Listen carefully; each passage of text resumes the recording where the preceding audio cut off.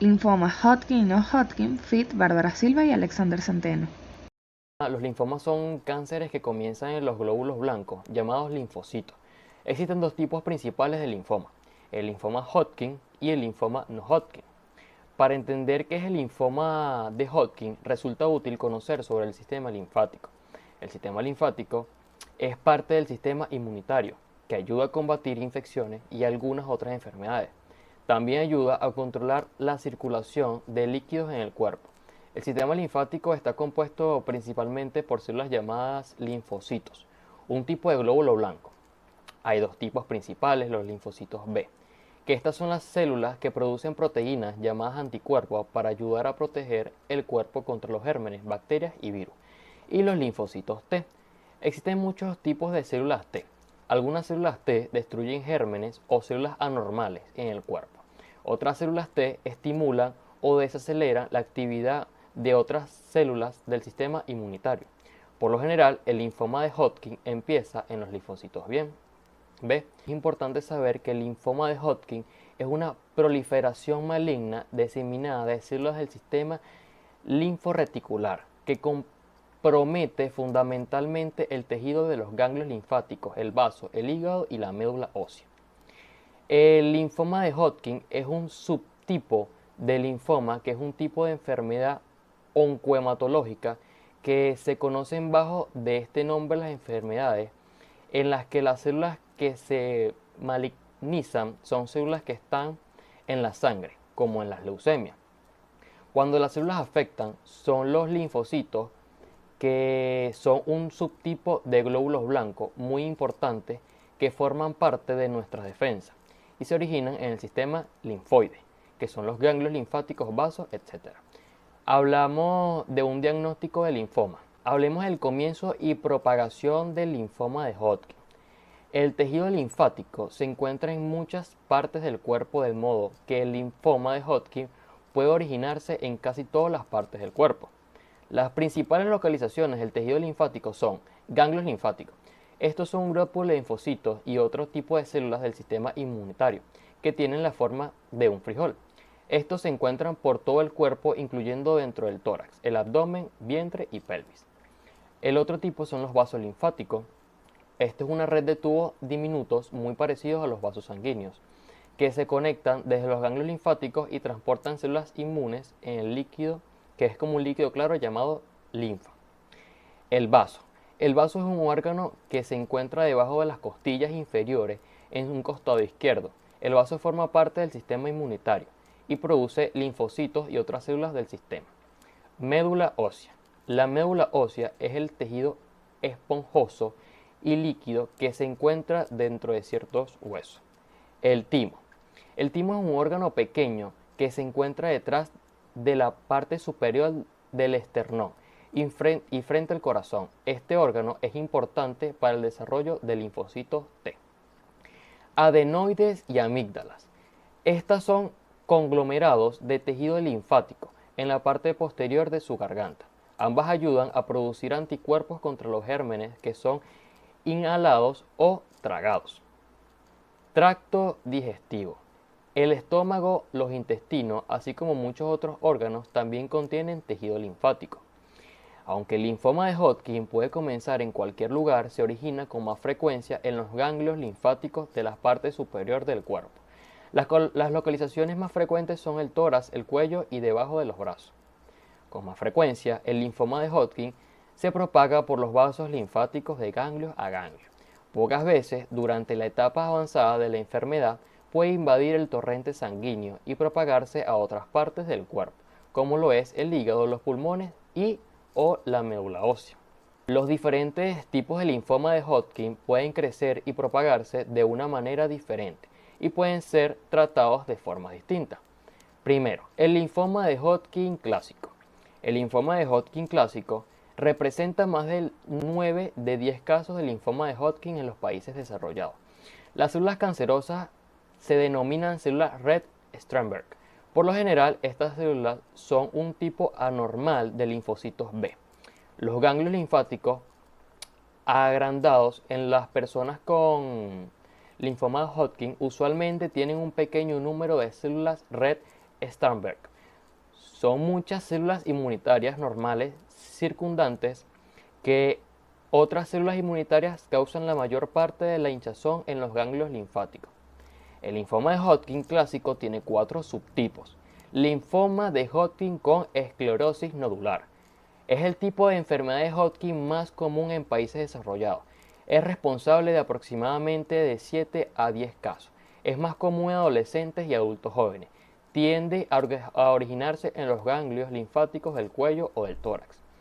Bien, linfoma de Hodgkin con celularidad mixta. Este es el segundo tipo más común encontrado en cerca de 4 a 10 casos. Se observa principalmente en personas infectadas por VIH, también afecta a niños o ancianos.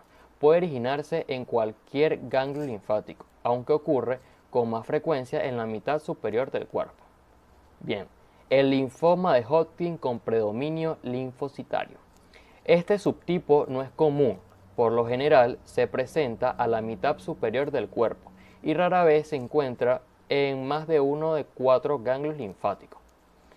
El linfoma de Hodgkin con depresión linfocitaria es una forma poco común de la enfermedad de Hodgkin. Se observa principalmente en personas de edad más avanzada y en aquellas con infecciones por el VIH.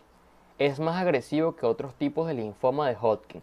Es muy probable que afecte a los ganglios linfáticos del abdomen, el vaso, el hígado y la médula ósea. Ok, el linfoma de Hodgkin con predominio linfocitario nodular. Este linfoma con predominio linfocitario nodular representa alrededor del 5% de los casos de las células cancerosas.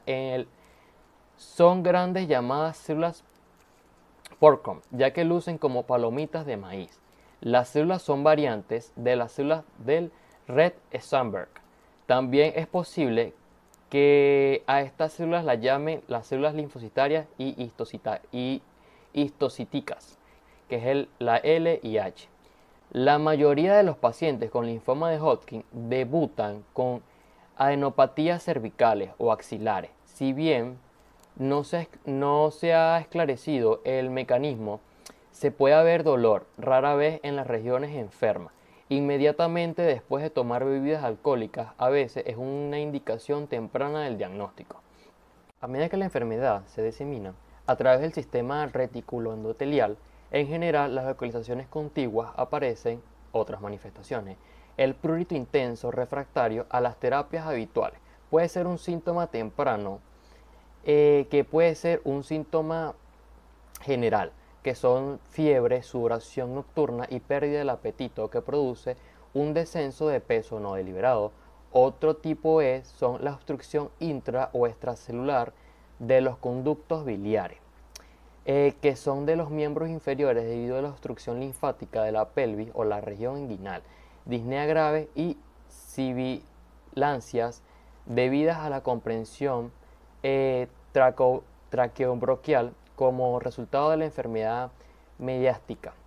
La invasión epidural que comprime la médula espinal puede causar paraplegia. Puede haber un síndrome de Horner y parálisis laríngea. Cuando las adenopatías comprimen los nervios simpáticos cervicales y laringeos recurrentes, la comprensión de raíces nerviosas provoca dolor neurológico o neurolágico. Tipo de muestra que tiene el linfoma de Hodgkin. Biopsia. Para realizar una biopsia se extrae un pequeño fragmento de un ganglio linfático o más frecuencia se extrae un ganglio linfático completo para su posterior análisis en el laboratorio. Una biopsia es la única manera de confirmar que una persona tenga linfoma de Hodgkin. Existen varios tipos de biopsia. Los médicos deciden cuál utilizar según la situación de cada persona. Por lo menos la biopsia por incisión o inclusión. Este es el tipo de biopsia más común y preferido si se sospecha de linfoma, porque casi siempre proporciona suficiente muestra para diagnosticar el tipo exacto de linfoma Hodgkin. Biopsia con aguja. Las biopsias con aguja son menos invasivas que las biopsias por incisión y por erición. Sin embargo, la desventaja de las biopsias con agujas consistentes en que posiblemente no se obtenga suficientemente cantidad de muestras para diagnosticar el linfoma o para determinar su tipo. Existen dos tipos principales de biopsia con aguja. En la biopsia por aspiración con aguja fina, el médico utiliza una aguja hueca muy fina adherida a una jeringa que extrae para aspirar una pequeña cantidad de tejido de un ganglio linfático.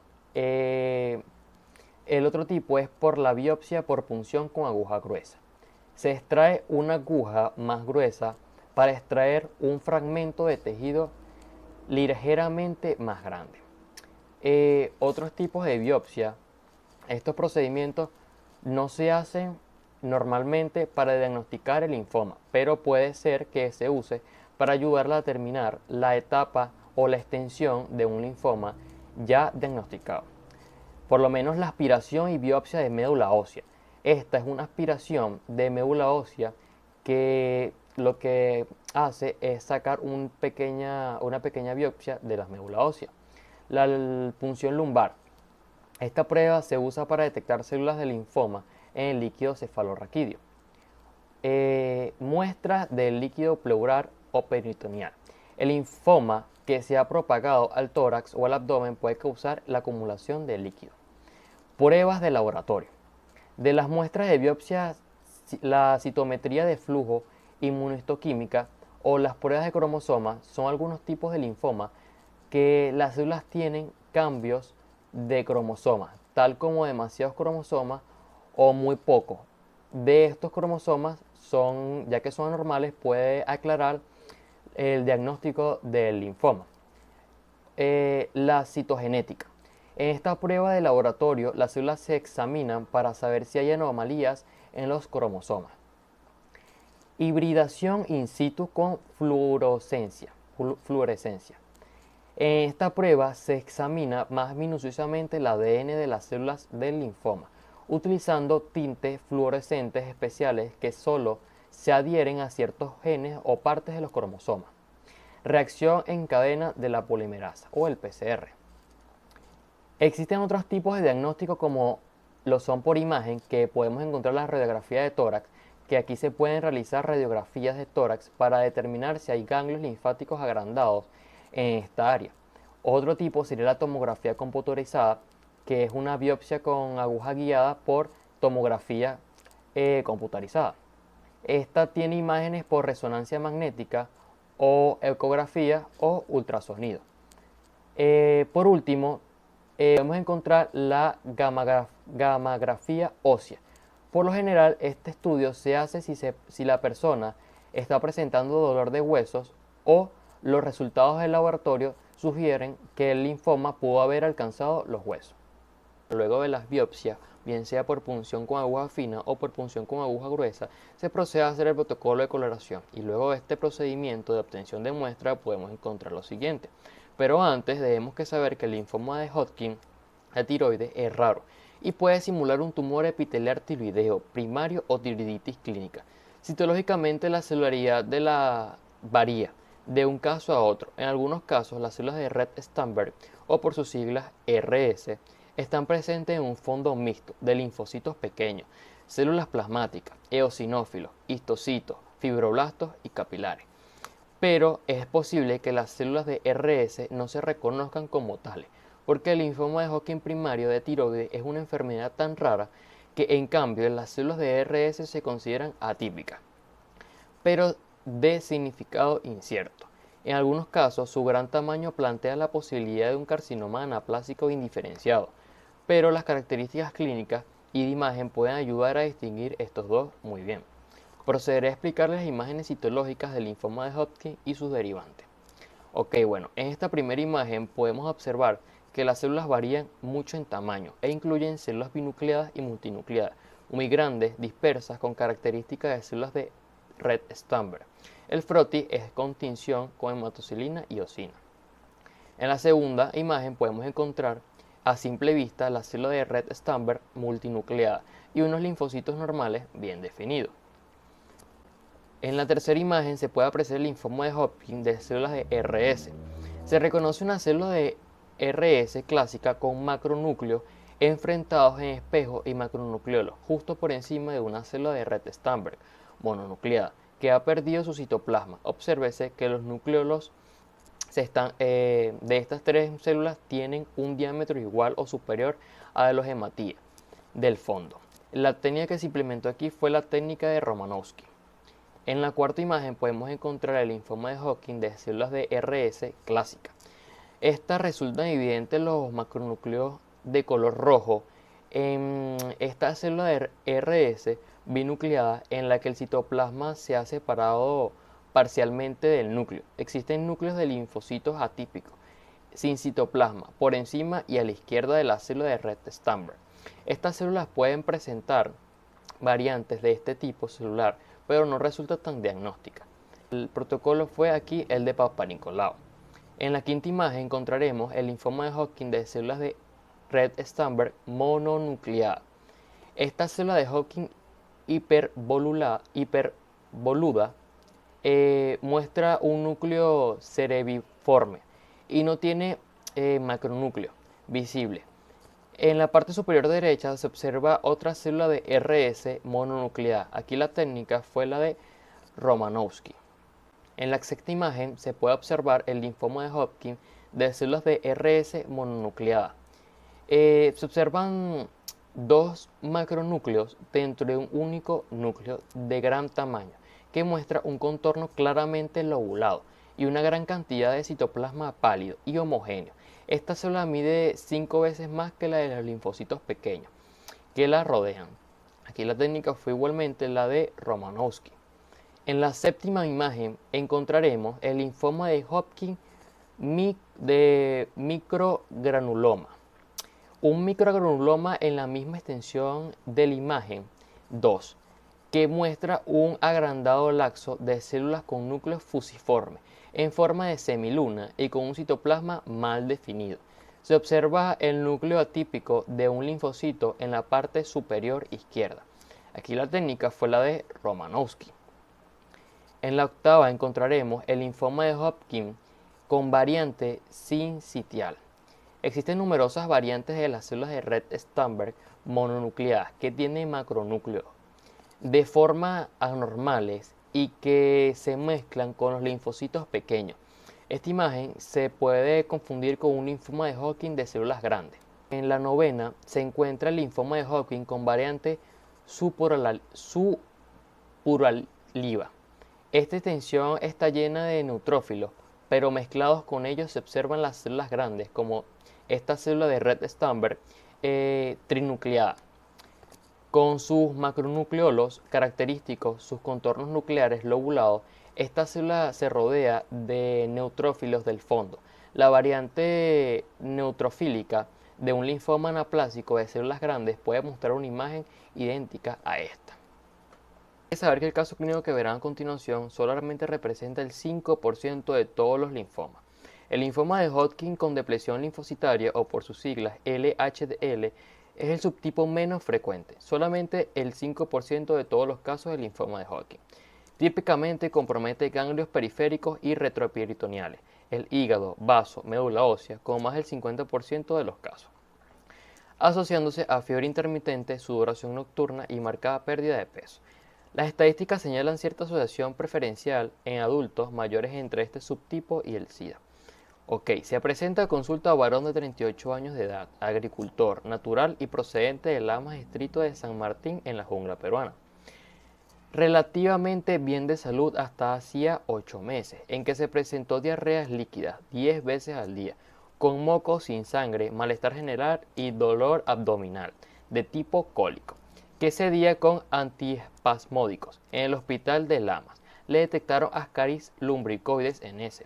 Recibiendo tratamiento apropiado 4 meses antes, en la admisión tuvo un nuevo episodio de diarrea sin moco y sin sangre, dolor abdominal y fiebre persistente. Tuvo el diagnóstico de fiebre tifoidea recibiendo clonazepam oral por 14 días sin respuesta adecuada. Durante su internamiento le detectaron la hemoglobina en 5.4, transfundiéndole 3 plaquetas de glóbulos rojos. Hacía 15 días se agregó dolor lumbar difuso persistente con disnea hacia mediados de esfuerzo 14 días antes de ingresar al hospital. El paciente presentó sudoración profusa y fiebre de 39.5 grados. Bien, pasemos a hablar de los antecedentes que tuvo el paciente.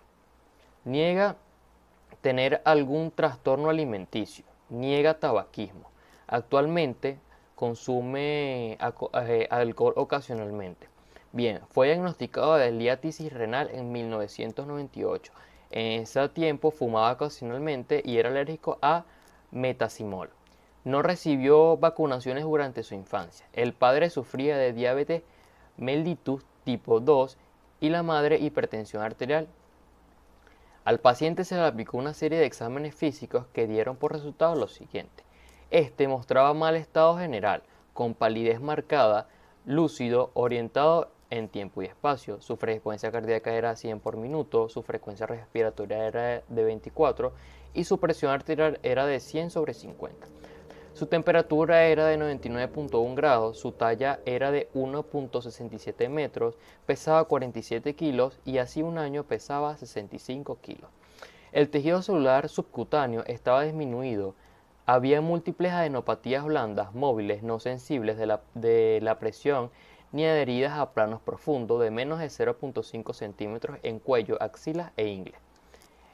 Discretos edemas de miembros inferiores y fovea positiva. Su tórax era normal, el aparato cardiovascular con irrigación. El abdomen era blando, despresible, ligeramente distendido, no doloroso. El hígado estaba a 5 centímetros debajo del reborde costal derecho y el vaso estaba a 2 centímetros del reborde no palpable. Bien, luego de los resultados del volumen, le hicieron un seguimiento de exámenes de volumen corporal. Luego el paciente fue remitido al área de radiología, donde se le aplicaron varios exámenes radiológicos. Entre uno de ellos fue la tomografía axial computarizada de abdomen total, que esta mostró gran hepatoesplamegalia con nódulos superficiales múltiples, adenopatías retroperitoneales, mesentéricas e ilíacas. Además, derrame pleural leve y la ecografía abdominal total halló una hepatopatía difusa. Luego se le aplicó una radiografía de tórax antero-posterior. Esta se ve relativamente normal, mostrando sus pulmones sanos. Luego de eso se le aplicó una biopsia de ganglio cervical que diagnosticó lo siguiente, que el linfoma de Hodgkin clásico con depresión linfocítica dio ciertos tipos de resultados con los antígenos. Ganglio cervical sospechoso. Su morfología es arriñonada, el ilio es central, la cortical está engrosada de manera difusa, aunque puede presentarse en casos de hiperplasia linfoide. No es posible descartar lo que es la micrometástasis. En la segunda foto se observan los ganglios sospechosos de malignidad. El ganglio está redondo con engrosamiento excéntrico de su cortical y desplazamiento periférico del ilio. Con el modo de Doppler de potencia se identifica la vascularidad mixta. Bien, hay que saber que estas muestras fueron tomadas por biopsia por punción con aguja fina. Por último, se le aplicó otra biopsia al paciente, que esta fue la biopsia de hueso. Esta fue informada con infiltración difusa por linfoma de Hodgkin clásico, subtipo de lesión linfocitaria. Esta tiene fibrosis difusa, presencia de células de Rett-Steinberg. La hibridación in situ en células neoplásicas fue positiva. O sea, los estudios de la biopsia fueron remitidos al área de patología médica y estos resultados dieron lo siguiente. En la primera imagen podemos encontrar que la biopsia de hueso nos señala una infiltración celular y una fibrosis difusa. En la segunda imagen podemos observar la presencia de células mononucleadas y Rett-Steinberg en la biopsia de ganglio con una coloración de hematocilina y eosina. En la tercera imagen nos muestra los anticuerpos CD5 positivo negativo y por último en la cuarta imagen se muestran los anticuerpos CD30 triple positivo. La discusión de este caso, el linfoma de Hodgkin subtipo de depleción linfocítica, o por sus siglas LHDL, se realizó en este paciente por las siguientes características. A. Identificar células de Rett-Steinberg RS en ganglio y hueso. B. El demostrar depleción de linfocitos en ganglio y hueso. Y C. Por la presencia de signos, síntomas e inmunohistoquímica compatible. Este subtipo fue poco frecuente, representa menos del 5% de todos los subtipos del linfoma de Hodgkin, siendo común en pacientes de desarrollo. Clínicamente tiende a comprometer hígado, vaso, médula ósea, ganglios linfáticos periféricos y retroperitoneales. Bien, hay que saber que existe, no obstante, puntos de vista alternos en el LHDL. Podría en ciertos casos ser confundido por patólogos inexpertos, opinando algunos que a la luz de nuevas herramientas, tal razón, las biopsias de huesos aisladas sin informes histológicos de biopsias en ganglio no son suficientes para confirmar un diagnóstico de linfoma de Hodgkin óseo. El diagnóstico de linfoma de Hodgkin en hueso se da por el seguro si previamente se ha identificado las células de RS en el ganglio. Curiosamente, todos los tumores mencionados anteriormente contenían células de Hodgkin Rett-Steinberg, H o por sus siglas HRS. Contenían fibroblastos, histocitos y escasos linfocitos. La incidencia general de células de Rett-Steinberg en muestra de hueso oscila entre el 2 y el 29% en cantidades menos a las encontradas en biopsias de ganglio. El diagnóstico de linfoma de Hodgkin en hueso se da por el seguro previamente que se ha identificado las células de RS en el ganglio.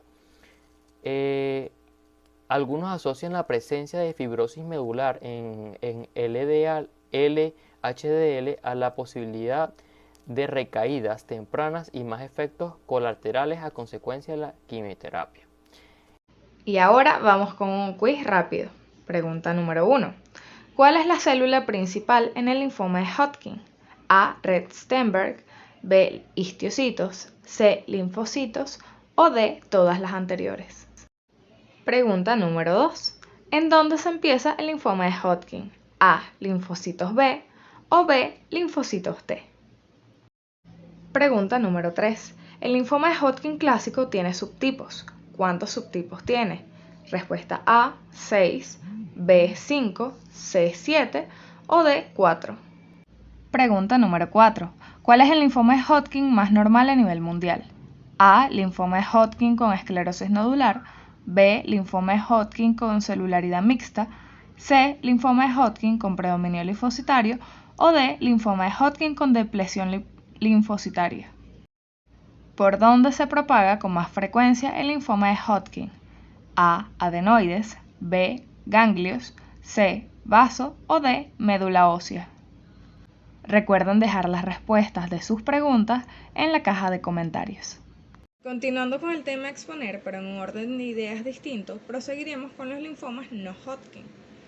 El linfoma no Hodgkin, también conocido como LNH o simplemente como linfoma, es un cáncer originado en las células linfocíticas, las cuales son partes del sistema inmunológico y se originan en el tejido linfoide. Estos se diferencian de otros tipos de linfomas gracias a la ausencia de células Rett-Steinberg, que solo encontraremos en los linfomas de tipo Hodgkin.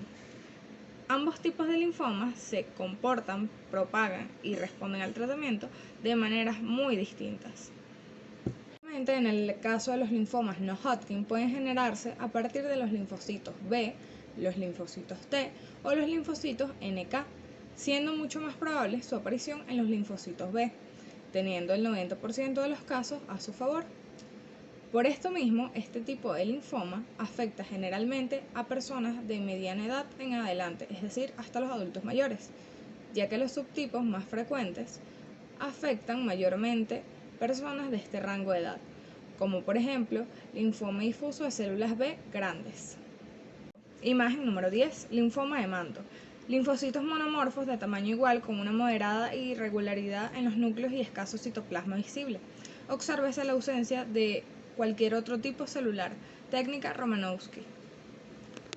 El manto. La tosquedad de la cromatina se pone de manifiesto en este caso, que muestra una sorprendente similitud de las células.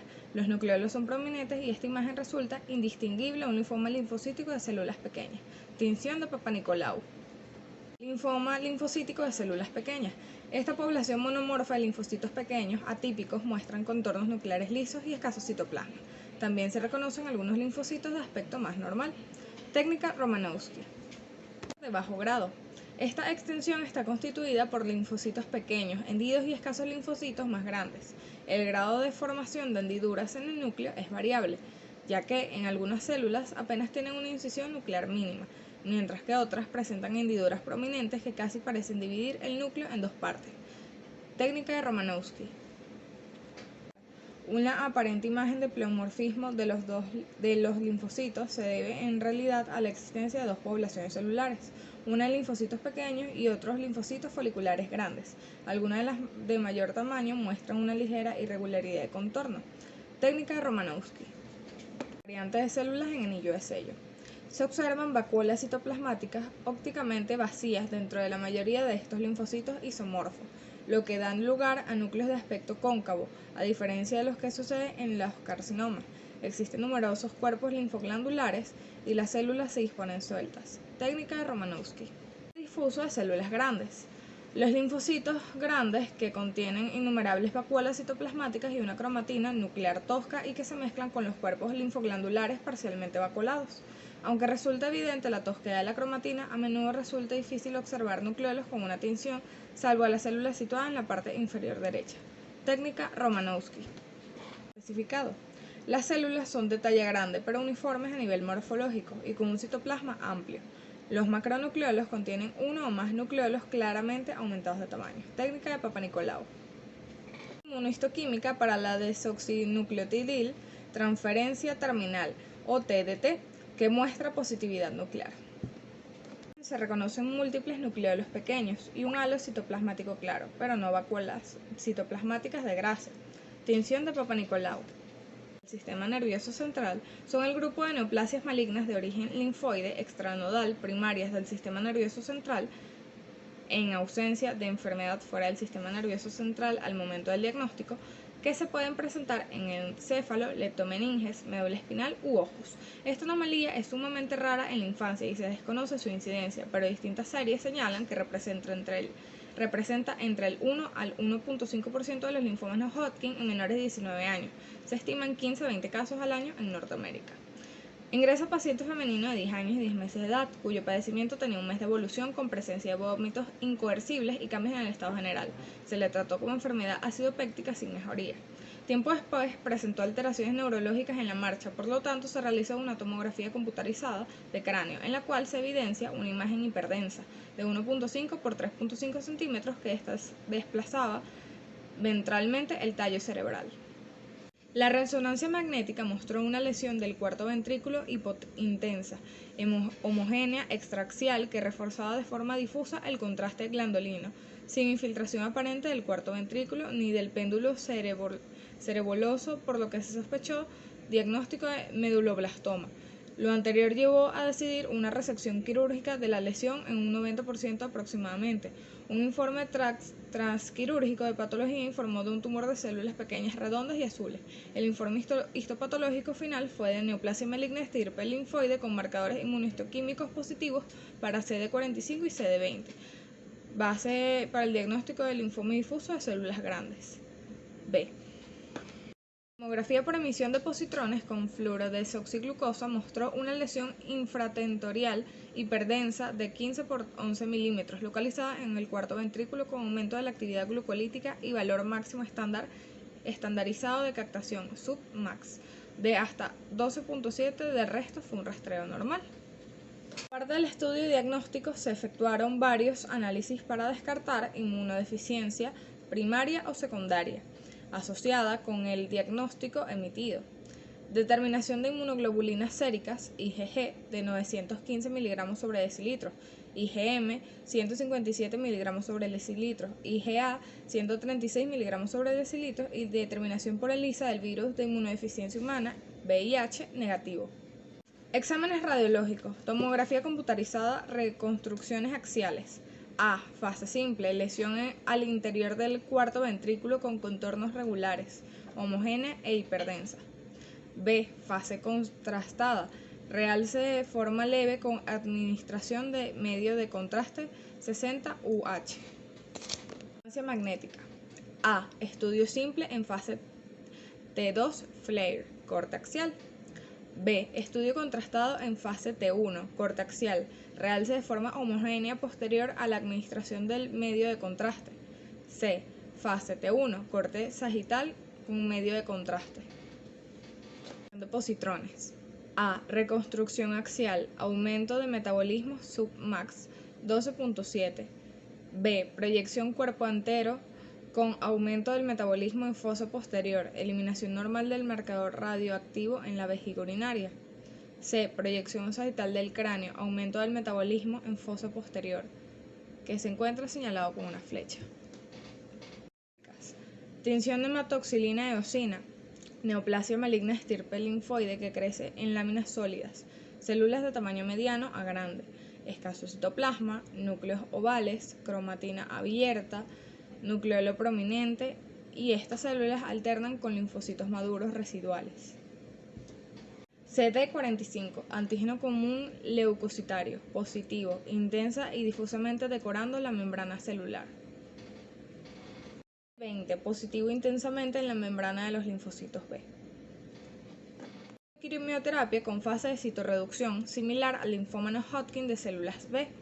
Al final de esta fase, la paciente tuvo datos de hipertensión intracraneana, que se clasificó como enfermedad estable. Se continuó el tratamiento de intensificación con adriamicina y dosis altas de metotrexato, a pesar de la cual la paciente mostró progresión de la enfermedad, por lo que se inició la fase de consolidación, similar al CIBE1, que se modificó de acuerdo con las condiciones clínicas de la paciente. Mala evolución clínica y radiológica. Requirió hasta 4 recambios valvulares por disfunción y datos de hipertensión intracraneal.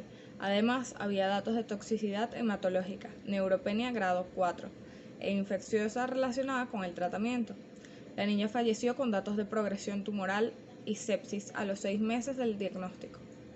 En las distintas series se ha reportado que la evolución clínica y el pronóstico de los pacientes pediátricos con linfomas primarios del sistema nervioso central son favorables, por lo que es importante destacar el presente caso, cuyo curso clínico fue tórpido y con evidencia de progresión a pesar de un tratamiento intenso con esteroides, dosis altas de metotrexato y de citarabina e incluso a pesar de las recomendaciones de distintas series.